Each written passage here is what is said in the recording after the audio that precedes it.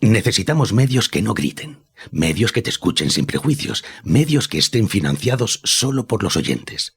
No esperes a otro momento. Hazte mecenas y únete ya a la Resistencia Cafetera. radiocable.com/mecenas. Hola, soy María y os hablo desde León. Empecé a escucharos gracias a un compañero estupendo que tuve hace un tiempo y poco a poco pues me fui enganchando a vuestra forma alternativa de hacer periodismo, que encaja a la perfección con mi forma de ver la vida. Llevaba un tiempo pensando en hacerme mecenas y ahora, cuando la gente salió a la calle a frenar el avance de la ultraderecha, pues me pareció que era un momento muy bueno para celebrarlo. Y qué mejor manera para hacerlo que unirme a la resistencia. Así que, pues aquí estoy. Un abrazo, cafeteros. Son las 8:30 de la mañana. Las 7:30 en la Casa Museo de José Saramago. En Tías, Lanzarote. Buenos días, mundo. ¿Quieres un café? La Cafetera. En el programa La Cafetera de Radio Cable la ha entrevistado Fernando Berlín en La Cafetera. Durante 20 minutos en Radio Cable y dice todo lo que van a escuchar. Mañana en La Cafetera de Radio Cable. Radio Cable, que ha conseguido una auténtica primicia, ha entrevistado esta mañana y ha conseguido situar esa entrevista y lo que le ha dicho en los titulares de todos los... Dirige Fernando Berlín. Cuidado, porque con las cosas que había dicho, que yo le oí la grabación del programa de Fernando Berlín, que lo... Mire, yo parafraseando a Radio Cable, no estás sola. No un club de fans, el club de fans de una de las artistas más importantes y reconocidas a nivel mundial se manifestaron en Twitter con un comunicado para el resto de las fans. Es decir, esto sería de la dirección del club de fans de las Swifties, para que las Swifties, demás las que son las fans, directamente no voten a Javier Milei, porque Milei es Trump y Taylor Swift se proclamó en contra de Trump en Estados Unidos. La guerra, si sirve para algo, tiene que servir un objetivo político, si no es simple masacre mutuo. Yo creo que la ventaja, de alguna manera diría yo, que tiene España es la sensación de ser equidistante a la misma medida de ambas partes, de alguna manera, ¿no? Y no me refiero a la opinión pública, me refiero a la posición de gobierno. Desde España proponemos el que se pueda celebrar una conferencia internacional de la paz dentro de 6 meses para que toda la comunidad internacional se sienta implicada, se vea implicada y podamos definitivamente encontrar una solución de 2 estados a Israel y a Palestina, que en realidad es un estado, porque Israel ya es reconocida por la comunidad internacional y quien tiene que ser reconocido es en este caso el pueblo palestino. A lo largo de esta semana, como ustedes saben, algún miembro del Ejecutivo español en funciones ha dicho cosas como que en Israel está produciendo un genocidio o que el señor Netanyahu tiene que comparecer ante la Corte Internacional Penal. Y lamentablemente el presidente en funciones, el señor Sánchez, no ha desautorizado ni ha cesado a las personas que forman parte de su gobierno por defender este tipo de planteamientos antieuropeos. Y no solamente eso, sino que además ha tenido un conflicto con la embajada israelí en España. Que no haya la debida solidaridad entre todas las comunidades autónomas. Canarias tiene en torno a 4.000 menores en acogida ahora mismo extranjeros. Es mucho para una comunidad autónoma, es poco para toda España. ¿Cuál es nuestra estupefacción con esto? Hombre, pues que ahora mismo, sobre todo las comunidades autónomas gobernadas por el Partido Popular, que son 11, se niegan a acoger a estos menores, cuando precisamente el gobierno de Canarias está el Partido Popular. Que tenemos que pensar en las condiciones en las que deben partir, que lo arriesgan todo, que tienen vidas, familia, que es que no son cosas, que son seres humanos, y tenemos a un vicepresidente que les criminaliza, que dice que son 183 militares, comparándoles como si fueran terroristas. que dice que las mujeres estamos en peligro, y a una Junta de Castilla y León que dice irónicamente, digo irónicamente a la vista de las circunstancias, que Castilla y León es una tierra de acogida. ¿De acogida de quién? ¿De solo de los que les gustan? ¿De los Friends? ¿De los Smith? ¿De los Monasterio?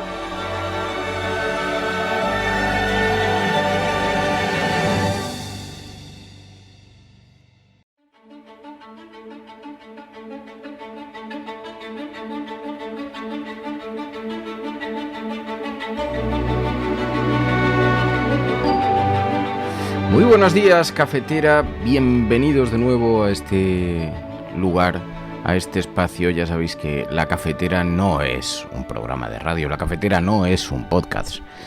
La Cafetera es un lugar al que se vuelve cada mañana, donde nos juntamos las proscritas y los proscritos del bosque de Sherwood y donde intentamos aportar alguna explicación a esto que está ocurriendo en este mundo tan complejo, tan convulso, tan agitado.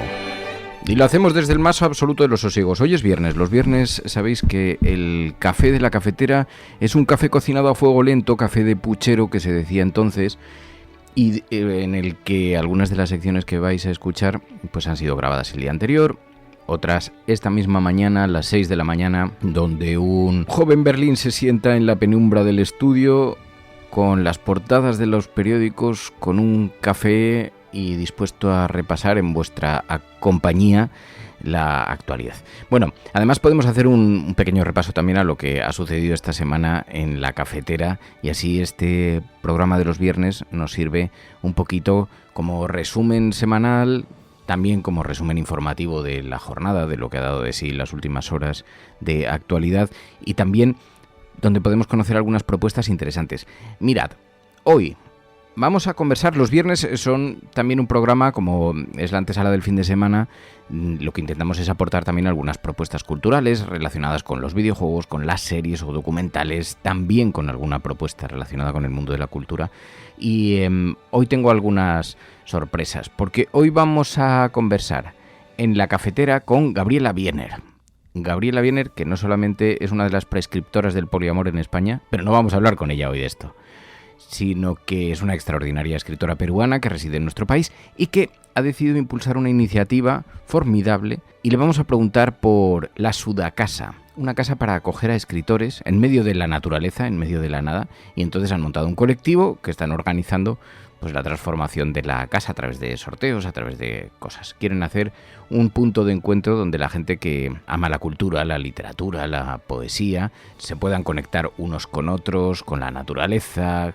Bueno, hablaremos de ella para que nos lo explique bien, y luego ya le pediremos algún día que se venga aquí directamente a La Cafetera, porque tiene una vida que realmente merece un programa especial, una sobremesa especial, Gabriela Wiener, aquí en La Cafetera. Bueno, además hablaremos con Pilar de la Peña para repasar qué es lo que ha dado de sí la prensa internacional, de qué ha informado sobre España en estos días, porque ya sabéis que es la mejor manera, mirándose a este espejo en el que nos reflejamos en la prensa extranjera, nos ayuda a comprender un poquito mejor cómo nos ven desde fuera, cómo se proyecta la imagen de España en el exterior a través de las noticias que se publican fuera. Y luego hablaremos de videojuegos, hablaremos con Bartu esta semana del Little Nightmare.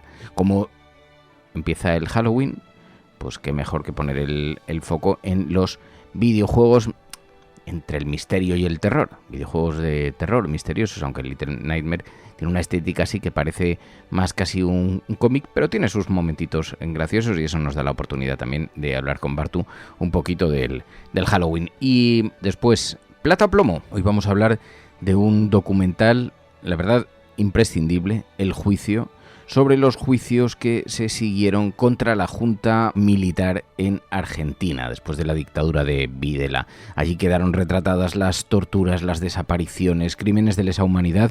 La verdad es que el documental es espeluznante. No es más que una recopilación ordenada de algunos de los testimonios que se dieron durante las sesiones durante las sesiones procesales. Impactantísimo. Luego hablamos con Ana Pastor sobre esto, y también en La Cafetera el resumen informativo. Bueno, porque esto es La Cafetera, y si lo estás escuchando, eres la resistencia y no estás sola.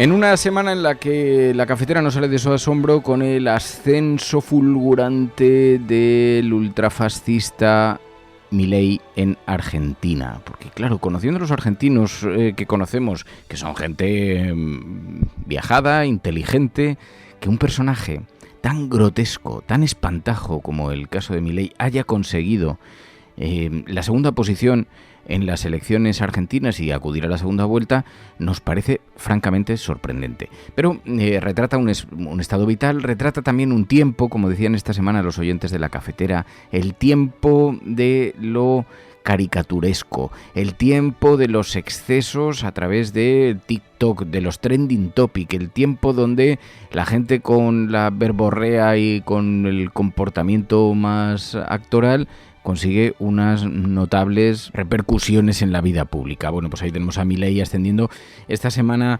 Fijaos, antes de que demos paso a otros asuntos, porque esperamos esa segunda convocatoria de las elecciones, ha conseguido alianzas, ya lo sabéis. Bullrich ha decidido sumarse a su candidatura, subirse a su candidatura, darle su apoyo, a pesar de que le había llamado terrorista, montonera, colocabombas en parques infantiles. En fin, bueno, pues el caso es que Milei, siempre cosechando amigos, pero lo que sí que ha conseguido es una cosa que en Argentina tiene todos los focos puestos. Resulta que las fans de Taylor Swift piden no votar a Milei. Se han juntado y han decidido que Milei es el hermano gemelo de Donald Trump, y como Taylor Swift se enfrentó tan claramente a Donald Trump, en Argentina el club de fans más mayoritario, más seguido de las Swifties, ha decidido emitir un comunicado que tiene a toda la prensa con el foco colocado. No es una tontería que de pronto un club de fans de esa dimensión te coloque en la lista negra. Bueno, ¿qué dijeron, Ani? Sí, no un club de fans, el club de fans de una de las artistas más importantes y reconocidas a nivel mundial se manifestaron en Twitter con un comunicado para el resto de las fans. Es decir, esto sería de la dirección del club de fans de las Swifties, para que las Swifties demás, las que son las fans, directamente no voten a Javier Milei. Tiene toda una lógica y ahora se las voy a resumir para no leerles este comunicado que tiene aproximadamente 2 páginas, pero ahí lo están viendo ya. Dice, ¿por qué esto nos tiene que llamar como fandom? Porque Milei es Trump y Taylor Swift se proclamó en contra de Trump en Estados Unidos. Bueno, pues esto que no dejaría de ser una anécdota, pero retrata también un poco las antipatías que está logrando. Ha concedido varias entrevistas esta semana, una de ellas en las últimas horas. Milei, el candidato, ya veis que está llamado a tener sección propia en la cafetera, porque cuando aparecen personajes así nos provocan una fascinación antropológica. ¿Cómo es posible que haya una parte de la sociedad que se entregue a las veleidades de tipos como este? Bueno, fijaos, concedió una entrevista en las últimas horas y de pronto una ola en las redes sociales señalando, bueno, sus problemas de salud mental. Tema delicadísimo, decía Mario, pero en un país normal la carrera de Milei terminaría con esta entrevista. Desnudó que sus emociones son una montaña rusa, llanto, irascible por los murmullos, éxtasis infantil por los likes en una foto en las redes sociales. Decía Javier Milei: casi 16 millones de impresiones.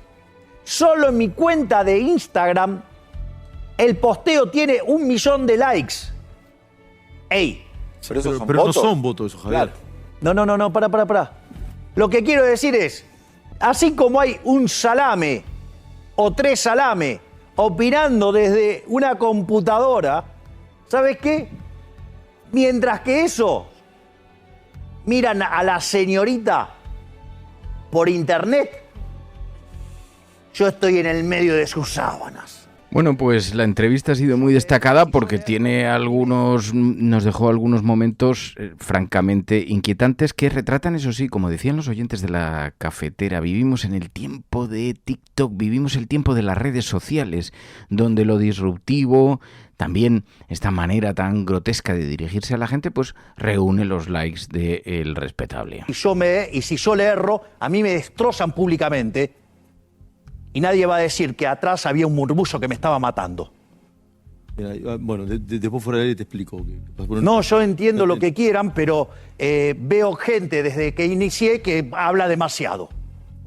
Digamos, y es muy difícil temas tan complejos como murmullo en el oído. No son temas fáciles y además va la vida de 47 millones en esto. ¿Lo querés explicar de nuevo? No, Diego, o sea, espero, Diego, que haya quedado bien explicado. Yo creo que hice un buen esfuerzo a pesar del ruido. A mí me quedó claro. Estaba protestando por el ruido que había detrás de las cámaras a su lado y lo comunicó en directo. Cuando vos... Que rompía a llorar. Cuando vos vas al museo, vos ves el horror que fue eso. No, viste, no. Yo sé que vos no puedo interpretar esto, ¿no? Pero te ha interpelado. ¿Por qué crees que Carrió te dice eso? Y otras personas también te lo han dicho. Bueno, debo estar equivocado en algo que hago. Teatralizando las lágrimas, el señor Milei dijo en televisión: no voy a vender ni órganos ni niños. El autodefinido como anarcocapitalista ahora echa atrás en su estrategia de merchandising. Bueno, el caso es que ahí le tenéis, el candidato a presidente de Argentina, que se medirá en la segunda vuelta contra Massa y que ya ha conseguido el apoyo de Bullrich, una de las candidatas que le enviará a sus electores si quieren votar a un personaje tan absolutamente zumbao como este. Así tenemos la cosa. Bueno, mientras tanto, esto en el capítulo de Milei, porque mientras tanto, es verdad, el mundo sigue con la mirada opuesta. Realmente donde está ahora el epicentro de la gravedad en este planeta, miedo al contagio del resto de la región en Oriente Medio. La Unión Europea pide una pausa en Gaza y una conferencia de paz. Los 27 al final llegaron a un acuerdo, dan prioridad a que llegue ayuda a los civiles. Sánchez logró que se asuma su iniciativa para avanzar en la solución de los dos estados, como pedía Naciones Unidas por otra parte, y sí, Pedro Sánchez propone una conferencia de paz que se celebre en España. Y finalmente, el que podamos vislumbrar un horizonte de solución política a un conflicto que lleva años y años estancado y por tanto sin una solución clara que dé horizonte a la población palestina y también a la seguridad de Israel, que es la solución de los dos estados. Desde España proponemos el que se pueda celebrar una conferencia internacional de la paz dentro de 6 meses para que toda la comunidad internacional se sienta implicada, se vea implicada y podamos definitivamente encontrar una solución de dos estados a Israel y a Palestina, que en realidad es un estado, porque Israel ya es reconocida por la comunidad internacional y quien tiene que ser reconocido es en este caso el pueblo palestino. Bueno, estos son los temas que vamos evidentemente a tocar, a debatir. Va a ser muy intenso el debate sobre Oriente Medio porque todavía efectivamente hay mucho trabajo por hacer para que todos los Estados miembros nos sintamos reconocidos en esas conclusiones del Consejo.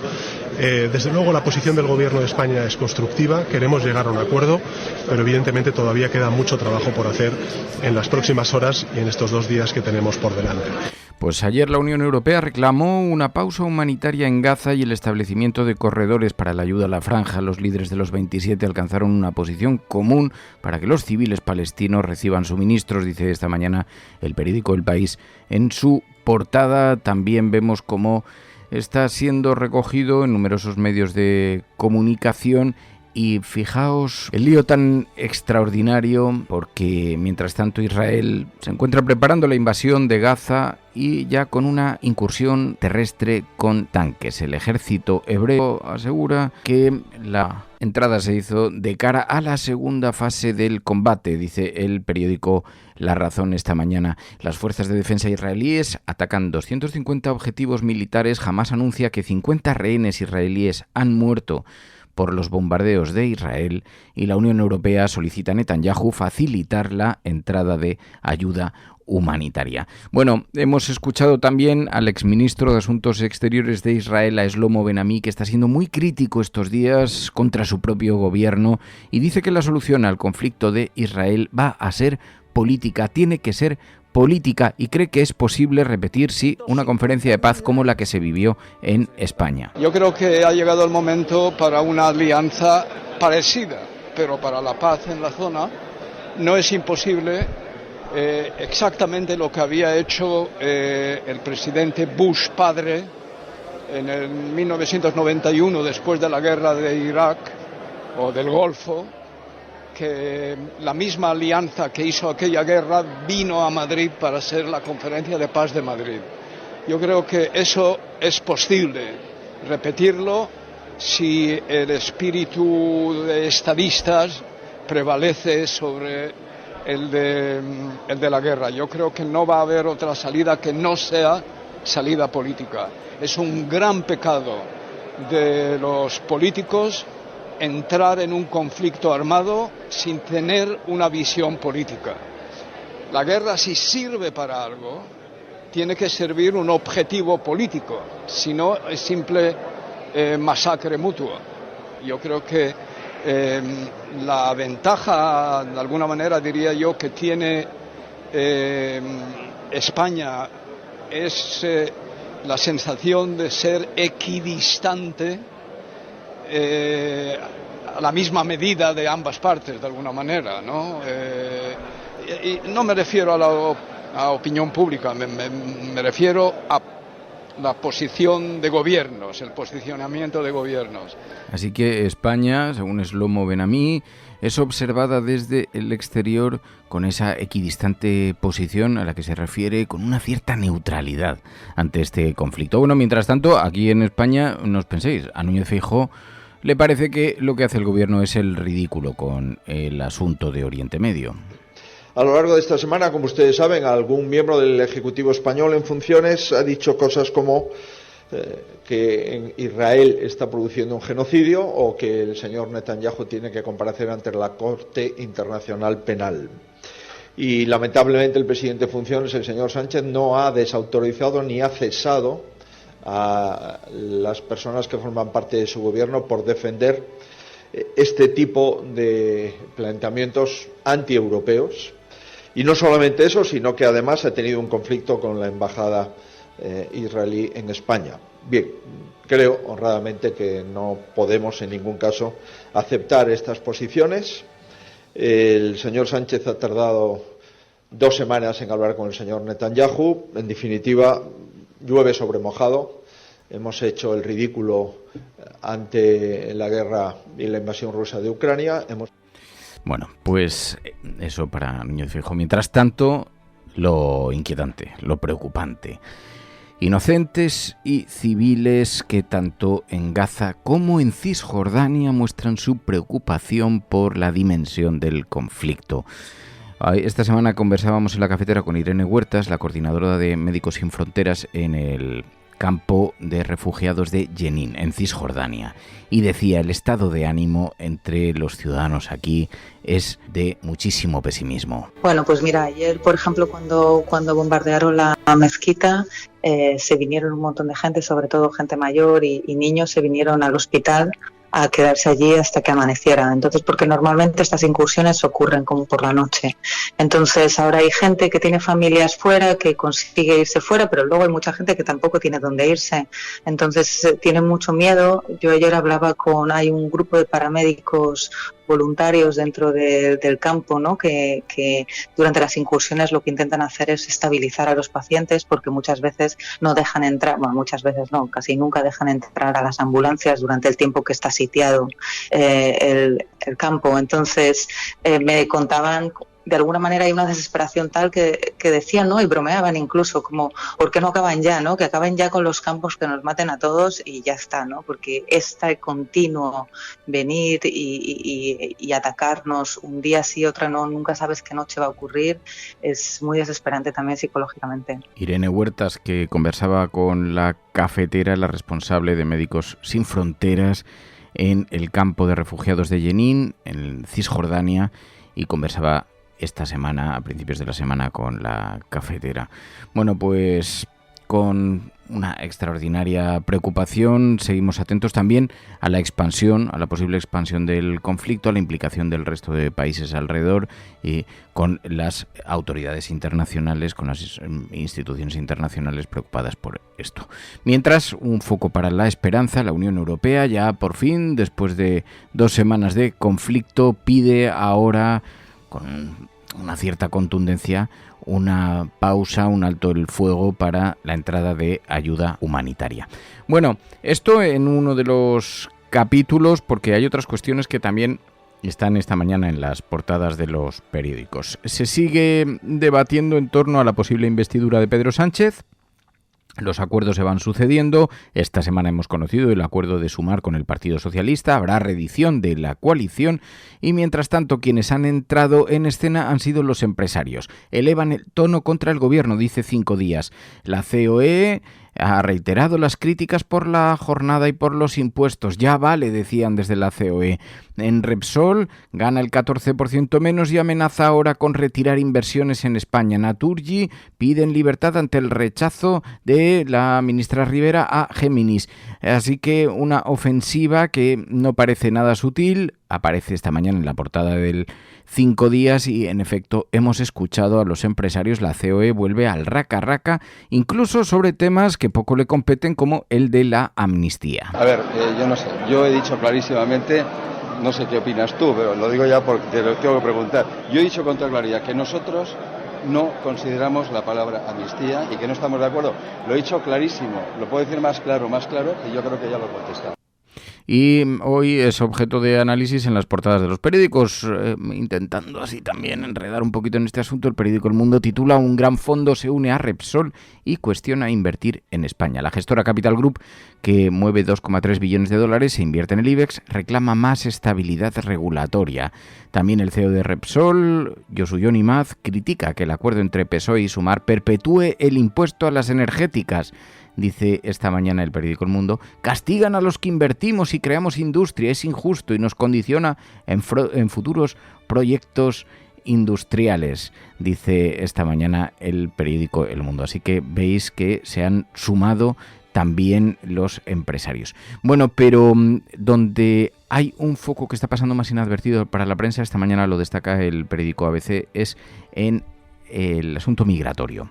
Moncloa ignora las autonomías en la gestión del caos migratorio, dice el ABC. Escrivá ha trasladado a 5.000 irregulares a la península sin informar a los ayuntamientos de acogida ni explicar los criterios de reparto.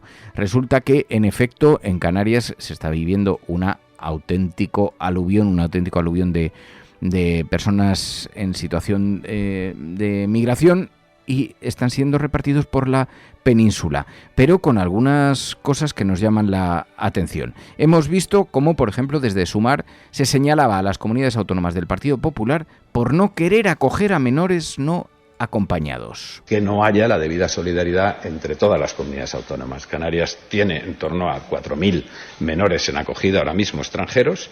Es mucho para una comunidad autónoma, es poco para toda España.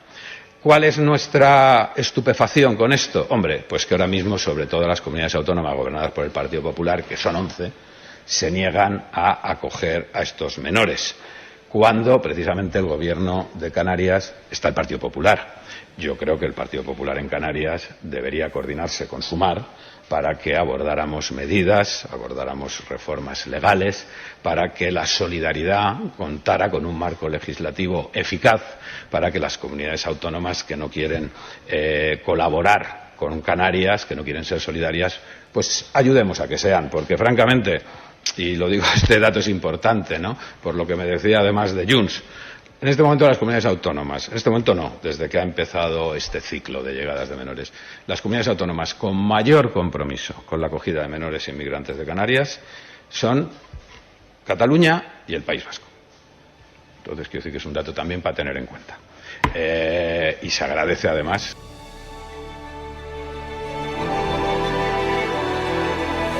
Sí, porque mientras tanto otras comunidades autónomas están dando muestras espeluznantes de la desvergüenza. En Castilla y León, criminalizando a los inmigrantes, a los menores no acompañados.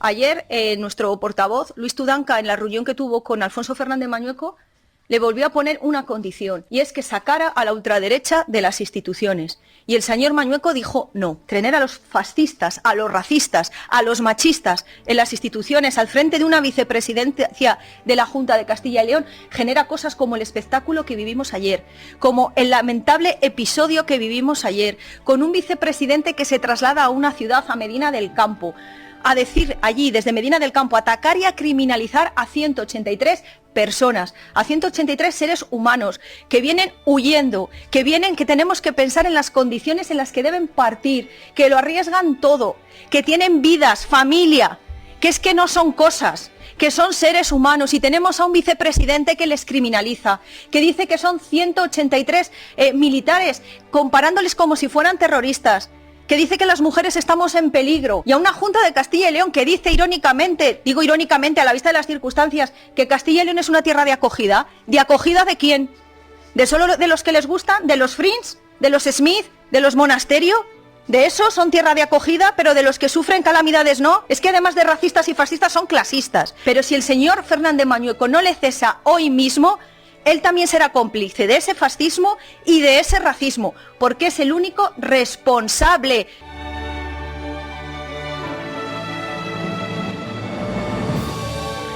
Mientras tanto, otras comunidades autónomas sí están acogiendo migrantes. Galicia anunciaba serán 300 personas. El martes hemos tenido conocimiento del número de inmigrantes que, en virtud del principio de solidaridad, le corresponde acoger a Galicia. Estamos hablando de unos hechos muy puntuales, es decir, algo que no estaba previsto.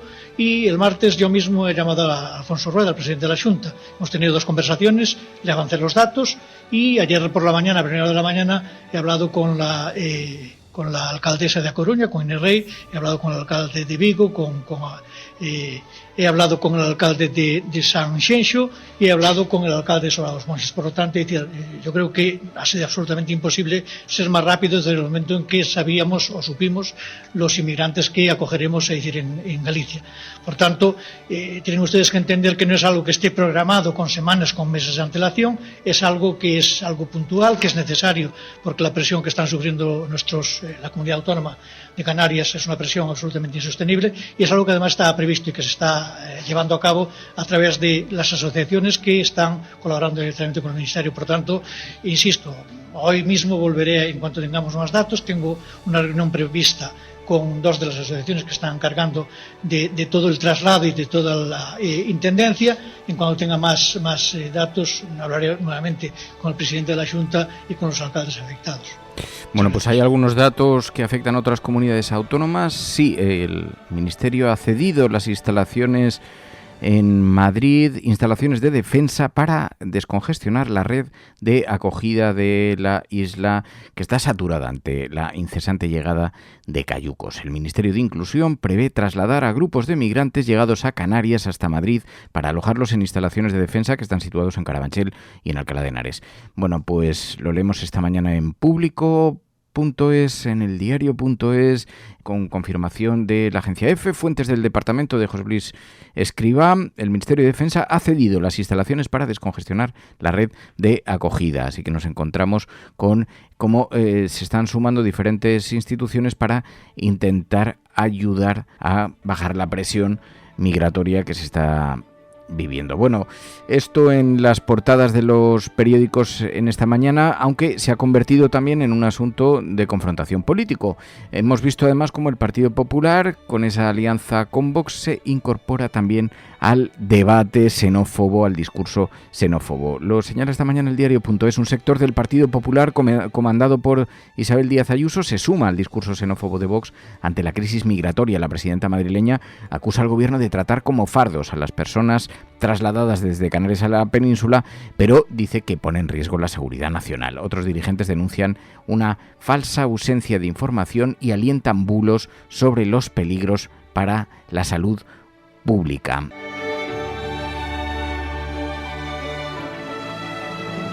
Así que ya veis cómo está la cosa en esta semana. En la cafetera, en todo caso, hemos tenido una semana en la que han sido muchos los asuntos que hemos abordado. Había una demanda que llevabais tiempo haciéndonos, que en alguna ocasión pudiéramos colocar la mirada también en cuestiones relacionadas con el medio ambiente y con la alimentación, y que hablásemos de veganismo. Bueno, pues esta ha sido la semana en la que conversábamos con Amanda Romero, responsable de Veganuari, una organización que promueve el reto de probar una alimentación vegana durante 31 días en enero. Una alimentación vegana, lo mejor que podemos hacer individualmente para ayudar al planeta, recordaba Amanda Romero. Bueno, es importante porque además año tras año los estudios que van saliendo nos lo demuestran. La ganadería es uno de los principales responsables tanto de la emisión de gases de efecto invernadero, de la deforestación, de la extinción masiva de especies, además, por supuesto, del enorme sufrimiento que genera en los animales. Nuestra alimentación es clave y tiene realmente un impacto crucial. Cuanto más se investiga, mejor sabemos que una alimentación vegana, que una alimentación 100% vegetal, es lo mejor que podemos hacer individualmente para ayudar al planeta. Nos da muchísimo poder individual. Mira, te puedo dar algunos datos que son bastante sorprendentes de lo que podemos lograr solamente con 31 días, con un reto como Veganuary, para que te hagas una idea del impacto individual que podemos tener con nuestra alimentación. Mira, con solo 31 días, cada persona ahorra 125.000 litros de agua, salva 82 metros cuadrados de bosque y deja de emitir 273 kilos de CO2 a la atmósfera. Esto cada persona solamente en 31 días, ¿no? Creo que nos puede dar una buena pista de realmente el impacto que tiene nuestra alimentación y cómo es algo que obviamente hay otras cuestiones que necesitan y esta también, ¿no?, un abordaje global, pero en esto sí tenemos un enorme poder como consumidoras, como ciudadanía, de tener realmente mucho impacto en el planeta y por supuesto en el sufrimiento de los animales. Porque efectivamente en estos días había muchos tweets en la red social X donde señalaban precisamente las contradicciones en el discurso, en el debate público. Decían, ¿queréis saber cuál es la guerra que estamos librando y que vamos a perder? La del cambio climático, la de la emergencia climática. Estamos viendo huracanes, tifones, tormentas e incluso en México que se están llevando por delante, arrasando edificios, ciudades, localidades, y parece que hay una absoluta desidia para afrontar este reto tan extraordinario que tenemos por delante. Bueno, pues una alimentación vegana, decíamos en la cafetera, puede ser una de esas cosas que se pueden abordar, que se pueden hacer individualmente precisamente para luchar contra esto.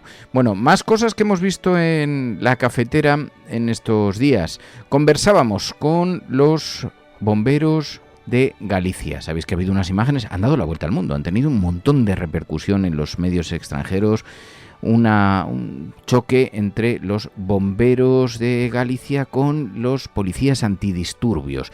Allí se vieron algunas llamas. La policía acusó a los bomberos de utilizar un lanzallamas contra ellos. Nos contaba esta semana aquí en el programa La Cafetera José Luis Pareja, uno de los representantes de este conflicto laboral de los bomberos en Galicia, que no se trataba de un lanzallamas, sino de un spray de insecticida, pero con un mechero. Pero fijaos, nos explicaba cuál ha sido el motor, la razón por la que los bomberos comarcales se han echado a la calle. Llevan meses de reivindicaciones laborales. ¿Qué estamos demandando? Pues un poco escapar de la precariedad en la que estamos inmersos. Y claro, esto puede sonar así como muy utópico, ¿no? Y muy recurrido, el precariedad.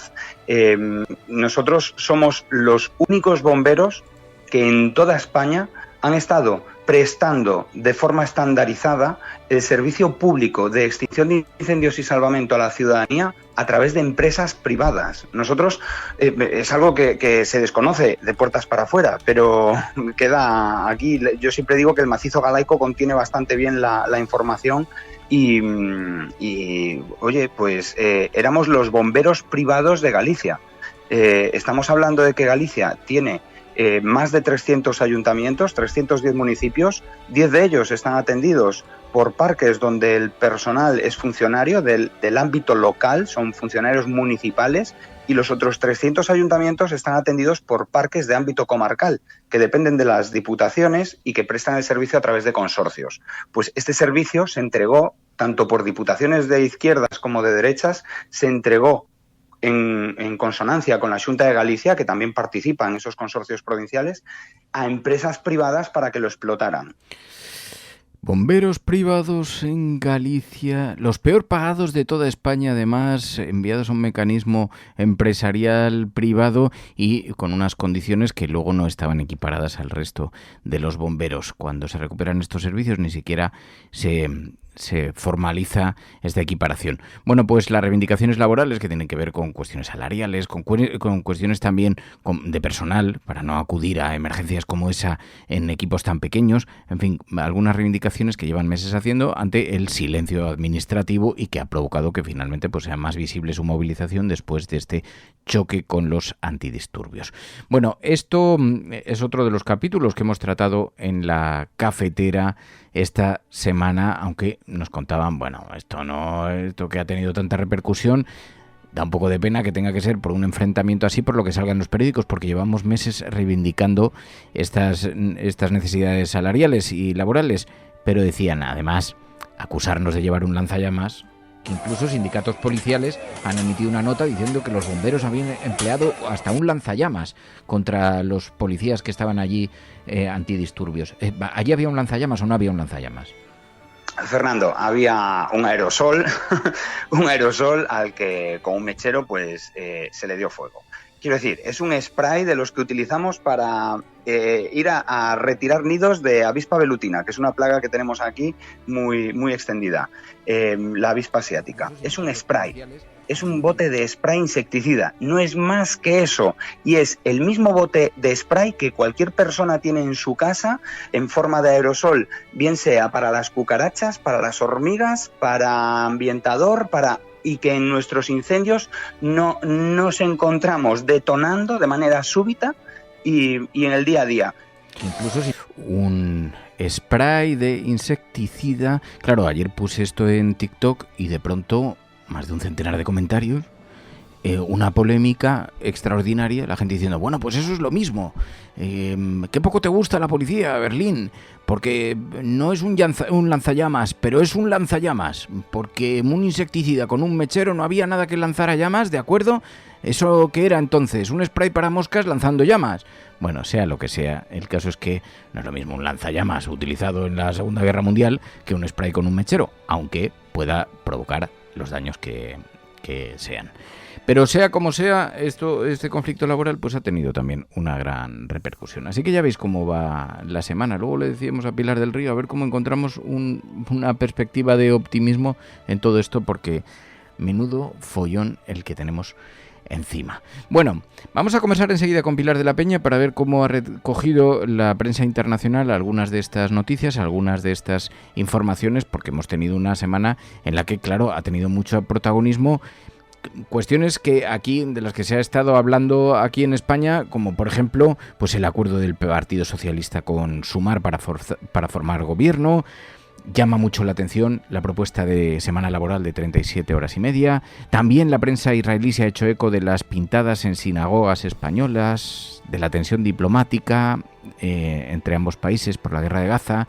También hemos visto cómo se ha advertido sobre las concesiones a Cataluña que pueden hacer a España que se enfade de nuevo, decía The Times. Hemos visto también el New York Times hablando sobre Pozo Blanco y otros 20 pueblos cordobeses que tienen una escasez y unas dificultades para acceder al agua extraordinarios y que, decía el New York Times, puede ser un atisbo del futuro en España. También hemos visto cómo Euronews hablaba de la extrema derecha, cómo han propuesto congelar los permisos de residencia en España a personas de cultura islámica, así que hemos sido esta semana protagonistas en la prensa internacional. Vamos a hablarlo con Pilar de la Peña. Programas de radio, de televisión en España, la prensa burlándose de nuestra propuesta. Podrán decir todos los periódicos del mundo lo que quieran. Que a democracia va a ganar. En España, el ex vicepresidente del gobierno... En España finaliza el recuento de votos en los comicios municipales y autonómicos con una participación del 64%. Rodrigo Rato is under investigation. Dejaré lo mejor de mí, para poder estar a la altura de la confianza que ustedes me han entregado. No olvidamos justicia, verdad, respeto. Seguimos.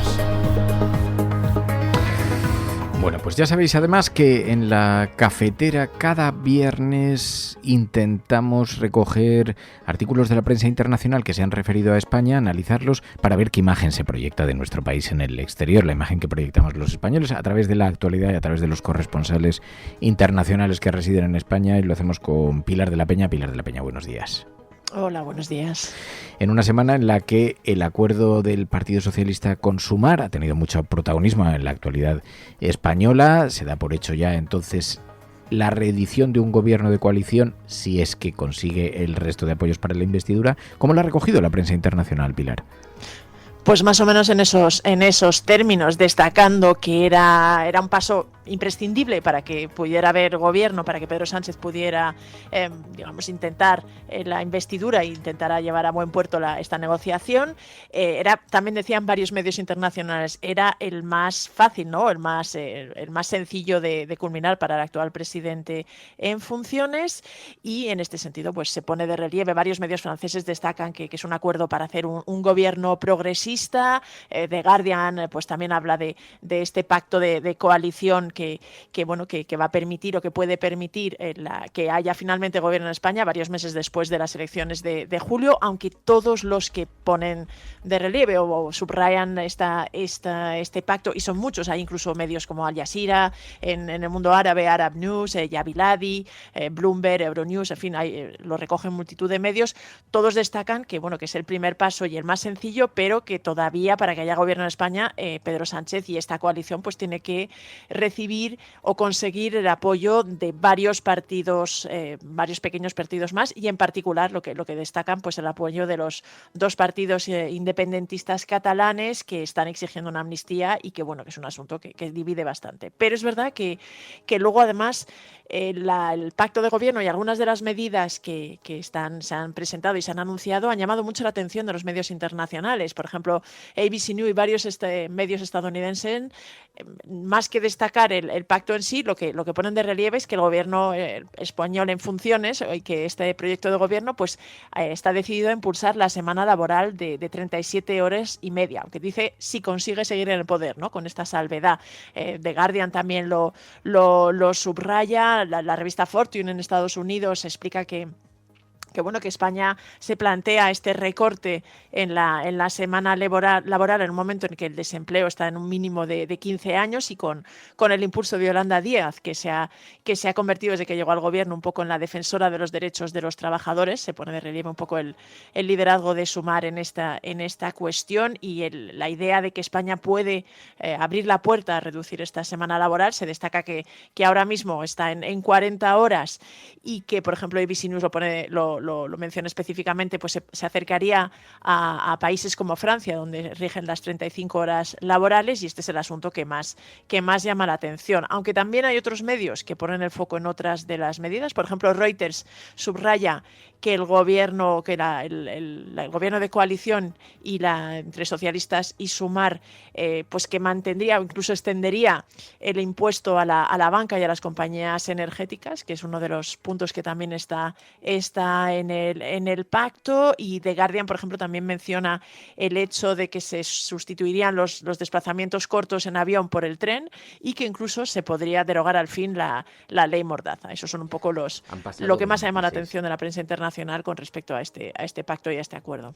Que también llevan otros asuntos, porque la prensa israelí se hacía eco de las pintadas en sinagogas españolas, la tensión diplomática y política entre ambos países, también a cuenta de la guerra de Gaza, ¿no?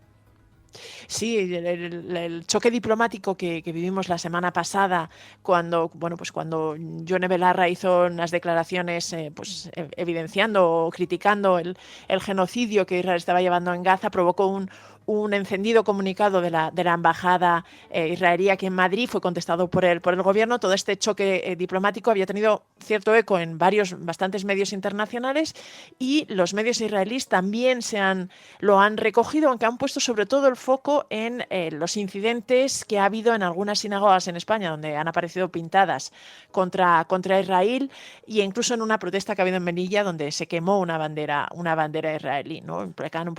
Ponen de relieve estos incidentes en España, y también lo enmarcan dentro del contexto de mayor tensión en la relación política y diplomática entre España e Israel, a cuenta precisamente de este choque y de los comentarios de los ministros en en España y de digamos, las respuestas de la embajada israelí. Aunque bueno, es interesante que casi todos los medios israelíes que se hacen eco de ello, desde The Times of Israel, la televisión I24 o JTA, que es una agencia de noticias, subrayan que España históricamente había tenido un problema de antisemitismo, pero que en los últimos años, y casi no llega a décadas, pero sí en los últimos años, tenía uno de las tasas de incidentes de antisemitismo más pequeñas y más baja de toda Europa, ¿no? Hay un informe cada año de la Liga Antidifamación a nivel internacional y señalaba eso, que España era uno de los países con menor número de incidentes de antisemitismo. Aunque ya te digo que estas pintadas que han aparecido en algunas sinagogas y en concreto la manifestación en Melilla, pues había levantado cierta preocupación y cierto interés en los medios israelíes. También hemos visto que Liberación y Mediapart se hacen eco de cómo la izquierda española se desgarra por el conflicto de Israel-Palestina, ¿no? Las contradicciones que supone también en la defensa del discurso.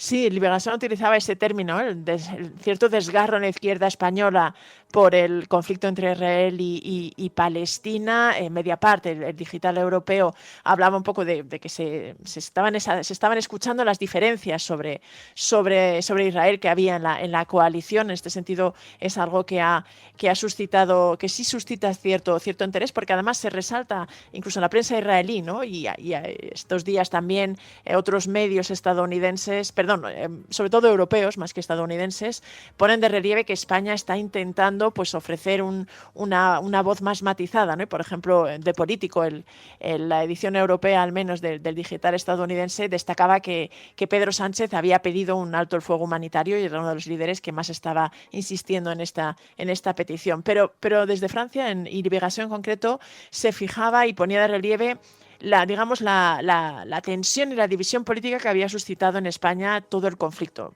Ponía especialmente de relieve y destacaba que en la derecha se habían alineado por completo con las tesis de Israel. Incluso mencionaba algunas de las declaraciones de Isabel Netanyahu defendiendo de forma cerrada a Netanyahu y acusando a la izquierda de ser antisemita. Pero también evidenciaba o recogía que en el seno de la izquierda pues había habido una diferente manera de abordarlo, ¿no? Mencionaban las declaraciones de Yone Belarra, de Podemos, que en este sentido el PSOE había tenido una posición, digamos, más de consenso, aunque es verdad que Pedro Sánchez, lo destacaba el diario francés, nunca ha ocultado cierta cercanía con la causa palestina y, bueno, pues enmarcaba en este sentido las diferencias. Pero es verdad que el diario francés señalaba y advertía que aunque la disensión o las diferencias entre el PSOE y Podemos o Sumar en este caso no eran nuevas en materia de política exterior y, por ejemplo, se habían manifestado en temas como Ucrania o el Sáhara, advertía que en este momento concreto en el que se siguen negociando la investidura y la formación de gobierno, pues podía complicar un poquito más el acuerdo, aunque bueno, hemos visto que no ha sido un asunto que haya realmente estado sobre la mesa en las negociaciones del acuerdo para la investidura. The Times además juega con el eslogan de Trump y advierte de que las concesiones a Cataluña pueden hacer a España enfadar otra vez. Sí, es parafrasea un poco en aquel Make America Great Again que Donald Trump popularizó y juega con el Make Spain Angry Again, que sería que España vuelva a estar enfadada, ¿no? Es una manera un poco, pues eso, un gancho para jugar un poco con la idea de que en España la tensión puede volver si Pedro Sánchez concede lo que llaman un balón de oxígeno para los independentistas, ¿no? El artículo de The Times del diario británico explica o señala que realmente el movimiento independentista en Cataluña pues estaba de capa caída. De hecho, recurría a una analogía con la Sagrada Familia, ¿no? Que sigue sin estar terminada, que es una gran obra de arte, pero que no termina de culminarse, y hablaba de que para algunos independentistas pues les servía de paralelismo con la situación del movimiento, ¿no? Que había perdido muchísima fuerza desde 2017. pero señalaba que, bueno, que esta posible concesión, esta amnistía y estas concesiones que estaría negociando el presidente español con los partidos independentistas a cambio del voto a favor en la investidura, pues podían realmente suscitar algún tipo de problema y sobre todo podían aumentar la tensión, ¿no? Crear un mayor enfado, y en este sentido, bueno, pues alertaba desde este artículo en el diario británico. Que también hemos visto como en el New York Times hablaban de España, destacaban que en Pozo Blanco y otros 20 pueblos cordobeses el agua viene en camión y no en el grifo, y apuntan que puede ser el atisbo de un futuro para nuestro país, ¿no? Sí, es un reportaje del New York Times que es bastante llamativo y que pone el foco, visita a su corresponsal, la situación en Pozo Blanco, ¿no? Detalla pues un poco toda la lucha diaria que viven los ciudadanos de este pueblo cordobés y de otros 22 de la zona, que realmente ante los problemas con la sequía y una serie de problemas con los embalses que les daban agua, pues han encontrado que ahora mismo no tienen agua potable porque el agua que sale de las cañerías está contaminada y no sirve para consumo humano, y dependen de un camión cisterna que cada día, parece que lleva 180.000 litros de agua, o no me hagas mucho caso con la cifra exacta, pero bueno, que tiene que llevar el agua potable cada día a la población para que, bueno, pues lleven ahí sus garrafas y sus contenedores para poder usarlas y para permitir el consumo humano, ¿no? Detalla un poquito además hasta qué punto esto ha afectado a los negocios, a la forma de trabajar de algunas pequeños, pues, comercios, desde pasteleros, panaderos, o realmente también cómo está afectando a las explotaciones ganaderas, que es uno de los grandes sustentos del modelo económico, uno de los aspectos más importantes. Pero advierte esto, ¿no? De que es una situación que se ha producido en España por la falta de agua, por la sequía, también por la sobreexplotación de los acuíferos, y que ha llevado a que el nivel del embalse está tan bajo que el agua sale contaminada, que además hubo un trasvase que se hizo que empeoró la situación, y que en la actualidad pues más de una veintena de pueblos en el norte del Córdoba pues dependen de los camiones cisterna que les llevan agua potable. Y sobre todo advertía que esto, bueno, si se mantenía esta situación de sequía y el cambio climático y se exacerbaba estos problemas, que esto podría ser una especie de atisbo del futuro que le espera a España, ¿no? España en particular, aunque decía que también hay algunas partes de Europa que podrían enfrentarse a situaciones similares, y bueno, pues destacaba un poquito lo que ya está suponiendo para estas localidades y lo que pues podría ser una llamada de atención al futuro que podría esperar a otras localidades en el caso de que se mantenga esta falta de lluvia y esta crisis climática. Oye, hemos visto a Euronews, hablando también de España, de la extrema derecha, la propuesta de Vox de congelar los permisos de residencia en España a personas de cultura islámica.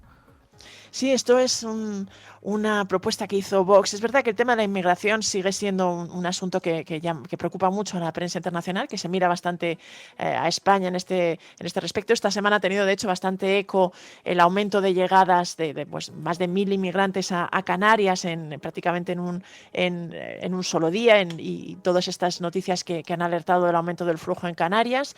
Y en este sentido, pues se recuerda desde la televisión europea que Vox, el partido de extrema derecha en España, pues desde siempre ha tenido una retórica bastante contraria a la inmigración, y a raíz del atentado que hubo hace una semana en Bruselas, en el que un islamista radical pues mató a dos personas en la calle, pues habían habían aprovechado este incidente para reclamar que se endurezca en España los permisos de residencia y la concesión de nacionalidad, ¿no? Incluso llegaban a plantear desde la formación que se paralizaran todos los procesos, tanto para adquirir la nacionalidad como la residencia, y que se prohibiera incluso la entrada de inmigrantes de países con cultura islámica, ¿no? Decían que habían incluido algo así como señalando que si no se podía garantizar su correcta y pacífica integración, pues que no se podían conceder, ¿no? Llamaba la atención sobre esta retórica y esta petición de Vox. Ponía de relieve que no era la primera vez que que Vox desde siempre, que la extrema derecha en España desde siempre tiene este discurso anti-inmigración y que en alguna otra ocasión había intentado impulsar alguna medida de este estilo en el Congreso y que hasta ahora nunca había conseguido ningún apoyo parlamentario para llevarlo a cabo, pero que estaba intentando otra vez más, pues con algo tan llamativo como llamar a esto, a congelar los permisos de residencia a personas de cultura islámica, que era el titular de Euronews. Pues Pilar de la Peña, gracias como siempre, Pilar. Gracias a todas.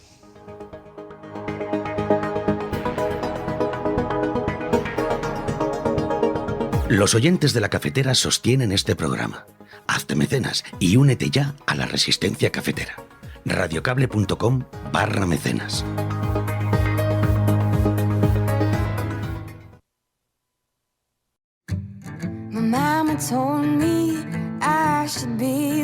Los oyentes de La Cafetera sostienen este programa. Hazte mecenas y únete ya a la resistencia cafetera. radiocable.com/mecenas.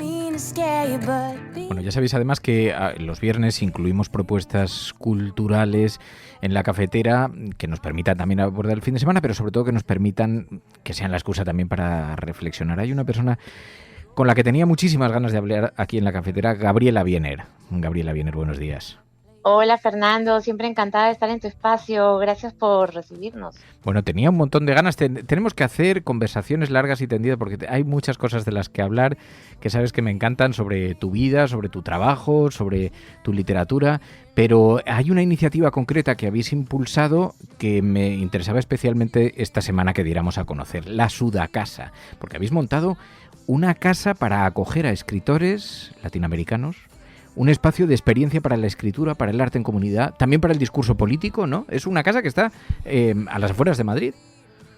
Sí, te cuento, Sudacasa queda a 50 minutos de Madrid, está justo en el límite entre Castilla-La Mancha y la Comunidad de Madrid. Es un espacio que está en construcción todavía y por eso es que ahora mismo estamos realizando una serie de eventos para poder recaudar fondos y ponerlo en condiciones. Somos un grupo de escritoras, editoras y artistas, la mayoría migrantes de Abya Yala, ¿no? Que nos hemos afincado en Madrid ya desde hace muchos años. Y bueno, nos hemos asociado para buscar esta especie de casa sin amo, ¿no? Porque como decía Audre Lorde, no podemos desmontar esta jaula con las mismas herramientas de quienes nos están encerrando. Ser migrante y artista aquí, tú sabes, en España siempre nos tiene un poco esclavizados a los espacios y a las infraestructuras preexistentes, normalmente españolas y blancas, pero conseguir tener un lugar sudaca de verdad, gestionado por nosotras mismas, creo que es el gran reto que tenemos entre manos. Ya tener esta parcela, ya tener esta casita y ahora necesitar de todas para poder ponerla preciosa, para poder recibir a todo el mundo, es en lo que estamos trabajando ahora mismo. Pero es que estoy viendo algunas de las fotos del entorno, el sitio es una auténtica preciosidad, muy verde, muy boscoso, no sé si veo por ahí... Sí, tiene un mirador increíble, tiene unas vistas, tiene árboles frutales. En fin, queremos ahí hacer una residencia, es decir, es una casa, residencia, escuela, para compartir saberes, para que artistas y escritoras puedan encerrarse y retirarse ahí unas semanas y poder escribir, ese espacio donde, ese cuarto propio que nos han negado siempre, tenerlo pero de manera compartida, ¿no? De manera impropia. Este es nuestro proyecto, tenemos ahí árboles centenarios, tenemos fuego para ponernos alrededor, porque es un refugio también, y la idea es que podamos compartir ahí nuestras escrituras, para que puedan ir allí también lectoras, para que puedan participar en talleres, y nos reapropiamos del insulto de Sudaca y lo convertimos en una casa refugio. Claro, pues se llama la Sudacasa. Veo por ahí, no sé si es un río, un lago. Está el río Tajo al lado. Entre los árboles, qué preciosidad. Una auténtica preciosidad. Y entonces pues el proyecto... sí, mira, muy cerca en Castilla tenemos lugares así de bonitos. Mira, ¿sí? Ya me siento. Aunque ahora, mira, le llamamos Castilla-La Pancha, para seguir reapropiándonos del insulto. Porque decíais que es un tributo a la Escuela Andina de Conocimientos Ancestrales. Bueno, en parte sí. Nos inspira esta idea de comunidad. El Yachayhuasi era este lugar de básicamente la escuela. Este es el nombre en quechua. Y queremos traer precisamente nuestros conocimientos, es decir, que podamos estar leyendo libros, pero que también podamos estar, no sé, en un temazcal, alrededor de una pachamanca, ¿no? Que es la comida que se entierra y se cocina dentro de la Pachamama, que podamos de pronto compartir ideas de sanación, ¿no? Emocionales, con medicina natural, es decir, expandir un poco los saberes, ¿no? No solo quedarnos en lo libresco y en lo ilustrado. Que bueno, espero que aceptéis visitas, por lo menos. Pero obviamente, no solo visitas, no queremos convertirnos en un gueto, queremos que sea un lugar de intercambio, que vengan todas, todos y todes. Por eso, de hecho, te quería contar, Fernando, que este sábado estamos organizando una fiesta rifa en Madrid, porque ahora mismo todavía estamos haciendo todos los eventos en Madrid para recaudar fondos. Tenemos un crowdfunding y donación abierta en nuestra página web, que es sudacasa.com, y solamente tienen que entrar a nuestro Instagram y ahí encontrarán toda la información, los datos de la fiesta, que es este sábado. Pueden comprar una rifa y un montón de premios, dibujos de ilustraciones de Rocío Quillahuamán, talleres con escritoras que pertenecen a Sudacasa, en fin, desayunos en lugares coloniales, comidas, estancias en Sudacasa próximamente. En fin, entren a esta web y van a encontrar la manera de juntarnos y de encontrarnos. Este sábado, ya te digo, en Madrid, una gran rifa y una gran fiesta. Hay una fiesta sorpresa con la dirección de la fiesta. Secreta. Sí, secreta. Sí, haces un pago de la rifa y te enviamos la dirección secreta. La dirección secreta para participar en el nacimiento de este proyecto que ya ha comenzado a andar, este espacio de experiencia para la escritura, para el arte en comunidad, una residencia, una casa sin amo, decís, y para que puedan acudir escritores, gente del mundo de la cultura, pero también decís criaturas vivas, plantas, animales, todo lo que se mueve y migra. Todo, ya tenemos perro, gato. ¿Sabes que también es esta idea de Sudacas que no tenemos pueblo, ¿sabes? Porque nuestro pueblo está al otro lado del charco, ¿sabes? Está a miles de kilómetros. Pues mira, ahora lo que siempre hemos querido, también poder irnos al pueblo. Claro. Oye, pero veo que sois un buen grupo de impulsores. Sí, de hecho tenemos, es el grupo Motor, ¿no? Con varias escritoras, Jaime Rodríguez, Claudia Pablaza, María Fernanda Ampuero, gente que está aquí trabajando por el proyecto, y luego tenemos aliadas por todas partes, sobre todo, claro, en Latinoamérica, escritoras a las que ahora mismo les va muy bien y que apoyan el proyecto aunque sea de lejos, y que por supuesto, como pasan mucho por Madrid, las tendremos en Sudacasa. Bueno, pues Gabriela Biener, que impulsa esta iniciativa de la que nos da cuenta hoy en la cafetera, a la que deseamos muchísima suerte, Gabriela. Tenemos pendiente muchas cosas, porque siempre nos pasa, siempre decimos, oye, tenemos que hacer alguna cosa sobre este libro, sobre esta cuestión, y siempre lo vamos posponiendo. Ahora, una excusa muy buena, la Sudacasa, para que nos podamos ver, y en todo caso, vente un día al programa y hablamos de todo así en general. Yo encantada, Fernando, muchísimas gracias. Te mando un besote y te esperamos a tus oyentes en Sudacasa. Gracias, un abrazo muy fuerte. Besos. Los oyentes de la cafetera sostienen este programa. Hazte mecenas y únete ya a la resistencia cafetera. radiocable.com/mecenas.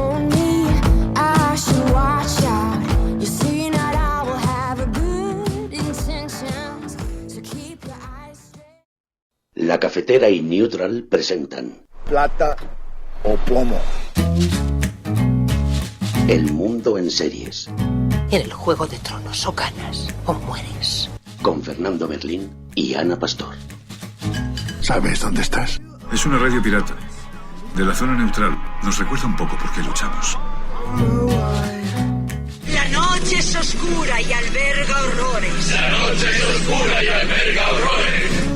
Nada cambia de golpe. Si estuvieras en una bañera que se calienta poco a poco, morirías hervida sin darte cuenta. Estamos juntos. Somos un trío. ¿Nosotros vivimos románticamente juntos? Hola, habla con Walter White.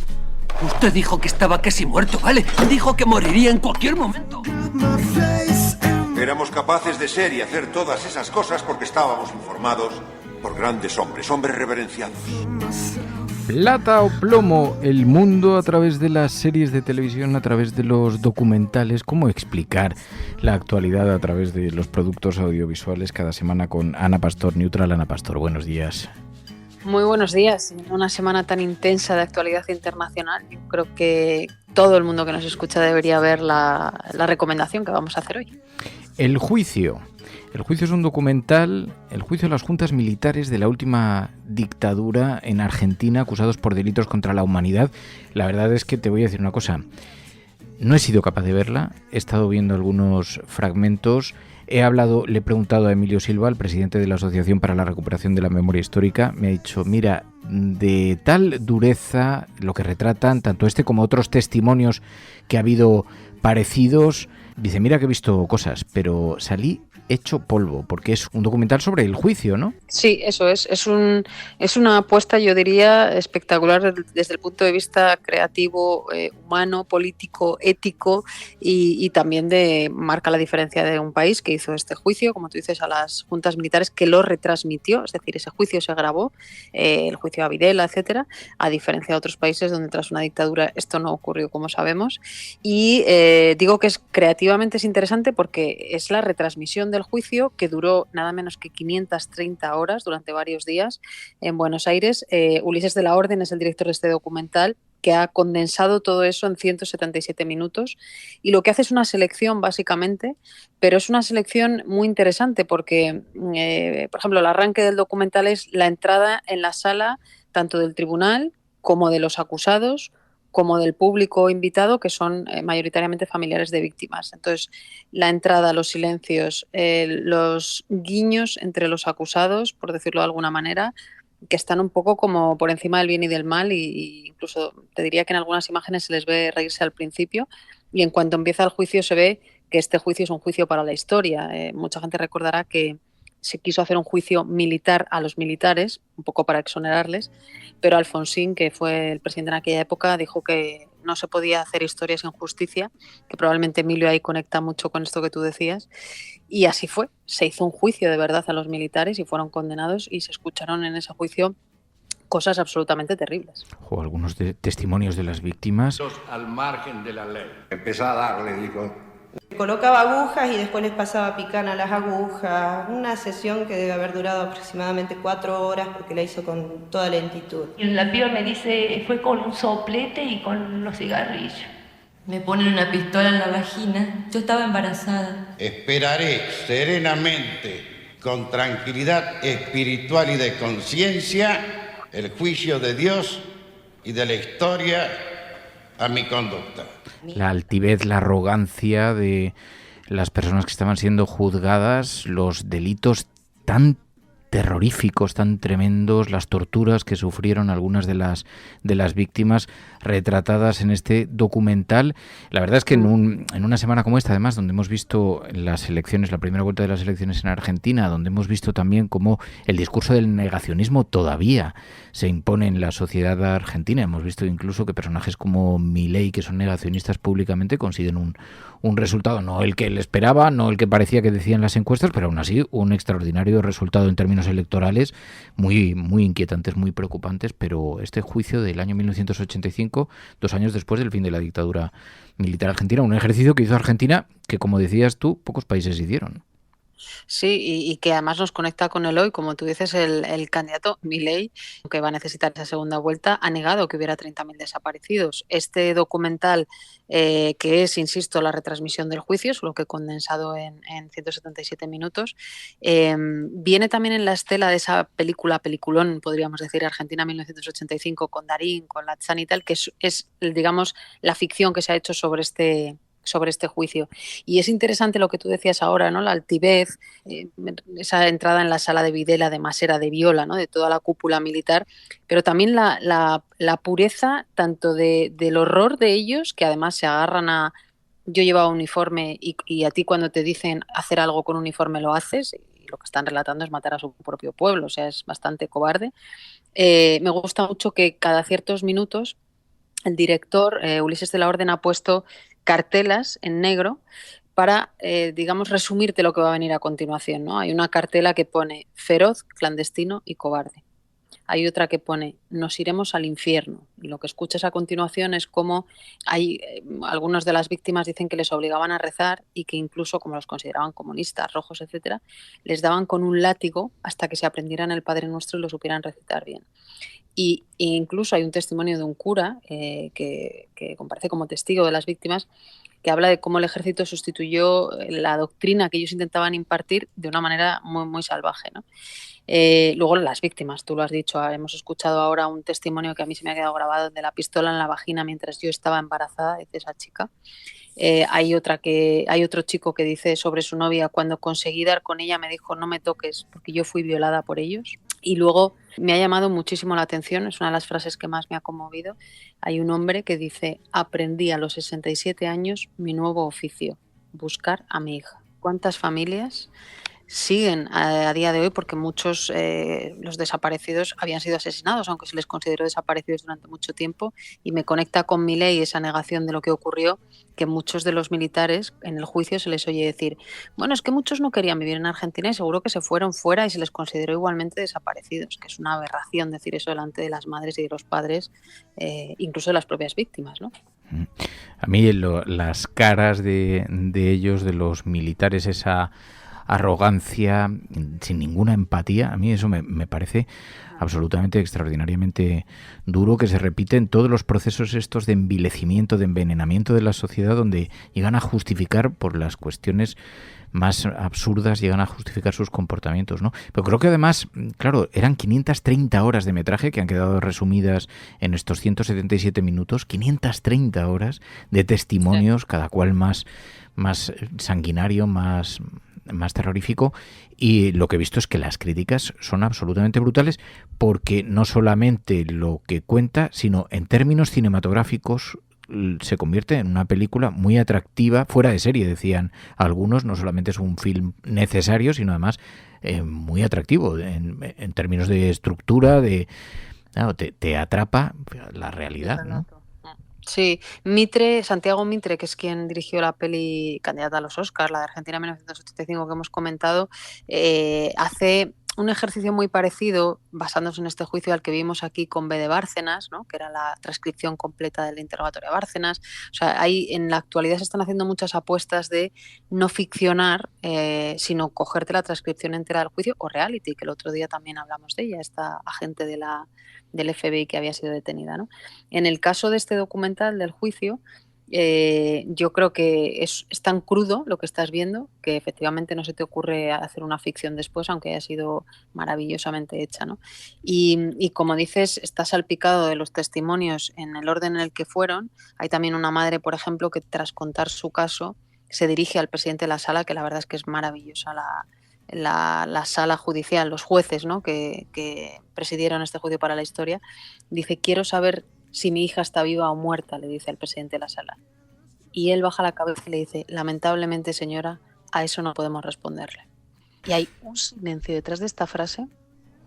Ellos callados, el público completamente callado, y la cara del presidente de la sala, un poco, creo que ayuda mucho a entender la empatía que estaban viviendo muchos en Argentina después de tantos años tan duros con las víctimas. Era la primera vez que se las escuchaba y fue retransmitido. Así que creo que está muy bien traerlo al hoy, traerlo a la comparación de lo que nosotros no hicimos, y traerlo también a quienes niegan o dudan que todo esto ocurriera. El juicio a las juntas militares de la última dictadura, que duró desde el 76 hasta el 83, y las juntas militares que estaban acusados de delitos contra la humanidad. Algunas de las críticas a este documental son extraordinarias. Lo que se cuenta aquí va mucho más allá de cualquier debate político, excede las lecturas de derechas, de centro, de izquierda, diferencia a las personas de los monstruos, a los seres humanos de las bestias, y más allá del cine, de las identificaciones, el juicio se convierte en historia. Es un documento para la historia de una cosa palpable apareciendo en lo real, más allá de lo imaginario, de lo simbólico. Estos testimonios de los verdugos, de las víctimas, de los familiares de las víctimas. Es tremendo. Pues una recomendación para la memoria, precisamente en una semana en la que hemos asistido con mucha preocupación como la extrema derecha señala y eleva a capital electoral a algunos de los que justifican aquel golpe de Estado. El juicio 2023, pues Ana Pastor, neutral. Gracias. Gracias.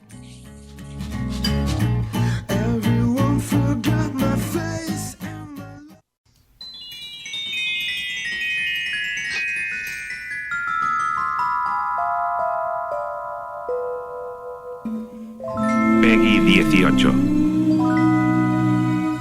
Ay, música misteriosa. Hoy, porque nos acercamos, estamos ya en el corazón del Halloween, el Halloween. Bartu, muy buenos días. Muy buenos días, Fer. Sí, Halloween. Bueno, es una fiesta importada. Una tradición americana que hemos decidido adoptar.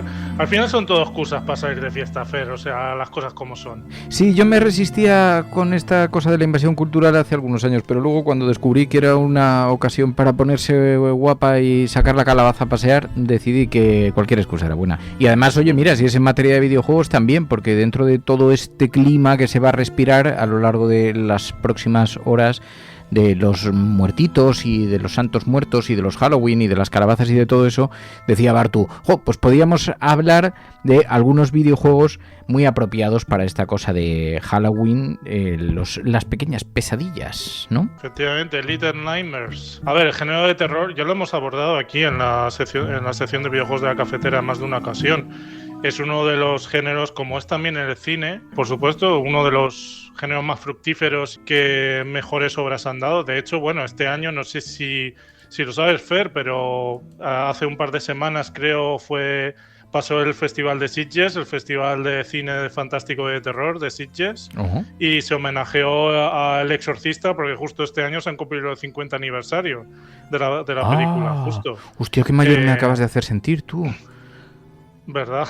Claro, 50 años. Ya lo siento por ti y bueno, por alguna gente que quizás nos esté oyendo, pero sí, es una muestra, bueno, de una de las grandes obras del género de terror y el género de videojuegos, evidentemente, al ser un género audiovisual, al fin y al cabo, en cierta medida, pues ha bebido de la teta del género de terror abundantemente y precisamente, sí, las pequeñas pesadillas, Little Nightmares, es una saga de videojuegos de las últimas que han llegado a las diversas plataformas de videojuegos que hemos podido disfrutar y que más impacto han causado. Actualmente se pueden encontrar 2 de sus entregas, Little Nightmares y Little Nightmares 2, y recientemente se ha anunciado a finales de este verano, se ha anunciado ya la tercera parte, la cual verá la luz el año que viene, si no me equivoco. Claro, porque has elegido, bueno, te iba a decir, no te aceleres, has elegido unos videojuegos que, bueno, tienen ese clima, ese ambiente así misterioso, pero digamos que terroraco no se puede decir que sea Little Nightmares, ¿o sí? Bueno, las apariencias engañan, Fer, sí, evidentemente tiene un ambiente misterioso. Bueno, por poner un poco las cosas en contexto de cara a nuestra audiencia, a nuestros oyentes, ¿de qué va esto de Little Nightmares? Bueno, básicamente la historia, el juego está desarrollado por una compañía de videojuegos sueca llamada Tarsier Studios y básicamente Little Nightmares nos traslada a un mundo misterioso, no se concreta exactamente cuál es, y básicamente, bueno, en lo que es el primer videojuego seguimos las aventuras de Six, que es una niña pequeña la cual tiene mucha hambre, hay que decirlo. Esto es una cuestión muy clave en estos juegos, que debe de escapar de las fauces, que es una especie de barco restaurante extraño, el cual está lleno de personajes grotescos y precisamente es una de las claves también del juego. El juego en sí, el personaje de Six, es un personaje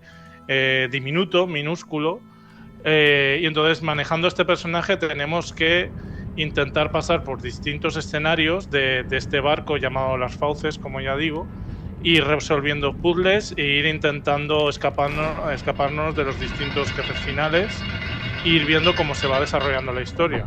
Hombre, la atmósfera sí que tiene, los sonidos sobre todo, creo que es muy destacable la parte sonora, porque tiene un ambiente así como un poco asfixiante en el estómago, en las tripas de ese barco, en el que se mueven pues palancas y cosas mientras caminas, con ruidos así un poco ensordecedores.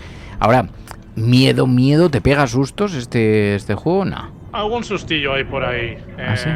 Pero en general es más una cuestión del ambiente en sí y bueno, ciertas cosas claves que van ocurriendo en el juego, las cuales no voy a destripar. nunca mejor dicho, cuando estamos hablando de temas de terror, que la audiencia lo descubra por sí mismo si se atreve a jugar a este juego, que yo lo recomiendo encarecidamente. Yo lo descubrí personalmente en casa de mi hermano, el cual lo estuvo jugando con mi sobrino pequeño. Así le tenéis. Madre mía, lo habéis traumado. Así lo tenemos, efectivamente. A discreción, bueno, de los padres de si quieren jugarlo o no con sus chiquillos, dependiendo de lo aprensivos que sean al tema terrorífico, porque bueno, por lo que tú estás viendo, Fer, sí, es un juego con temática misteriosa, un poco truculenta, pero tampoco es una cosa excesivamente terrorífica. No, porque hay algunos, claro, es que cuando me has dicho esto yo pensé que íbamos a hablar del Resident Evil, de alguna saga de estas que tienes unos juegos, que tienes unos sustos criminales, que te metes unos sustos, los hay incluso para realidad virtual, que llevas las gafas puestas y crees que te están tocando por detrás los espíritus. Hay algunos que sí que dan verdadero pánico. Este, digamos que está por la estética, que es así tipo cómic. Son personajes que son, aunque sí que te genera un poquito de asfixia el ambiente, pero digamos que los rostros, ese tipo de cosas no invitan tampoco al infarto, ¿no? No, y yo creo que es un juego que yo creo que para jugar en parejas y demás, yo creo, aunque es un juego de un solo jugador, yo creo que se disfruta bastante.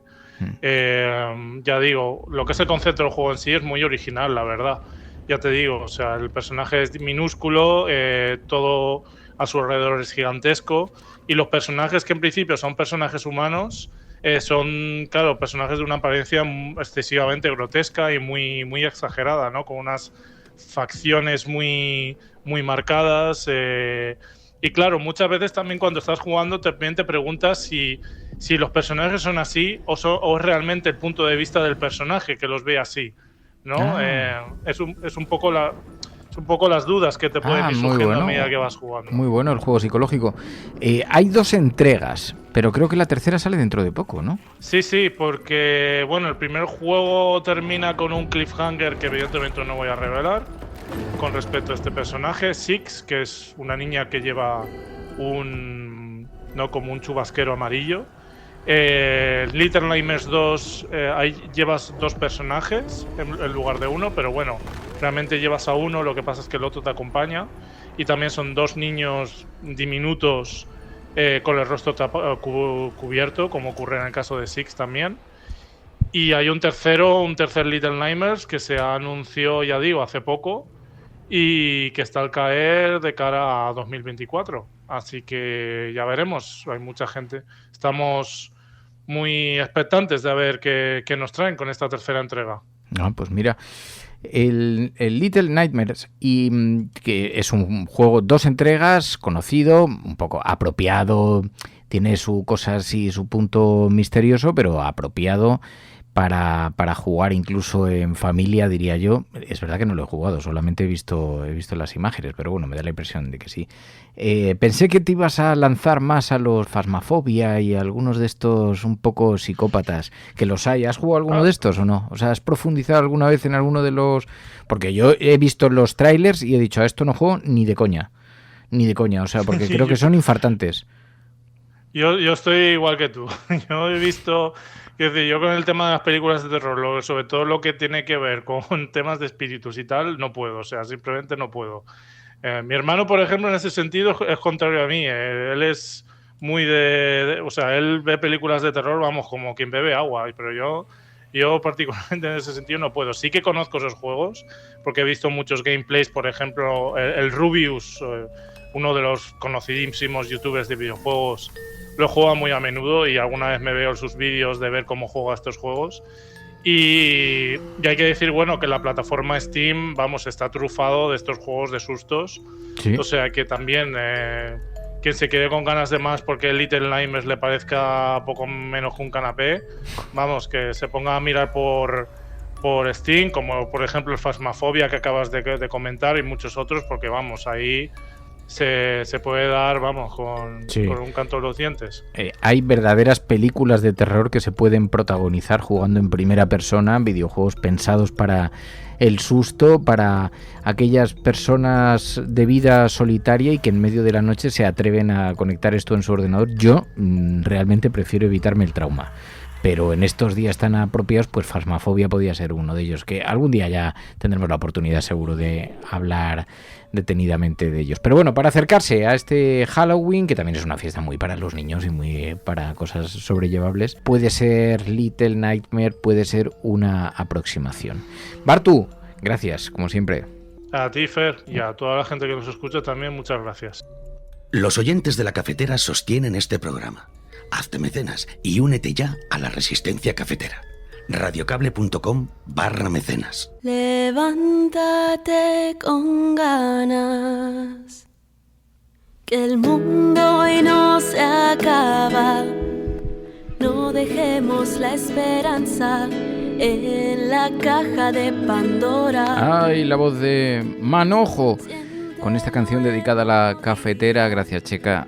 Y el mundo no se acaba, el programa sí se acaba.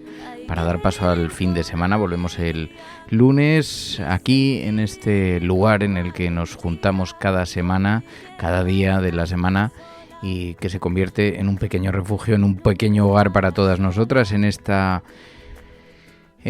resistencia de proscritas del bosque de Sherwood. Gracias a todos por vuestra compañía, muchísimas gracias por vuestra fidelidad y siempre por vuestra generosidad. Podíais estar haciendo un montón de cosas y estáis aquí dedicando un ratito a la cafetera, así que de verdad, de corazón, muchísimas gracias. Nada, nos vamos de fin de semana, pasadlo bien y portaos muy mal.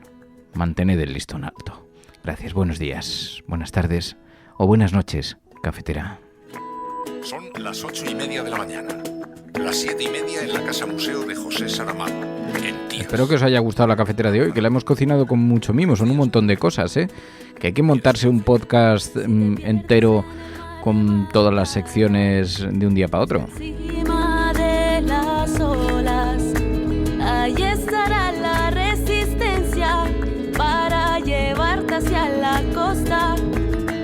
Imagínate una radio diferente, donde no importa quién seas o el lugar de donde vienes, siente sosiego en su refugio, será tu oasis permanente.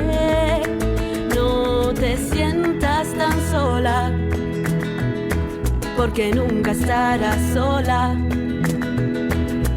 Juntos podemos hacer que todo salga bien. No te sientas tan sola, porque nunca estarás sola.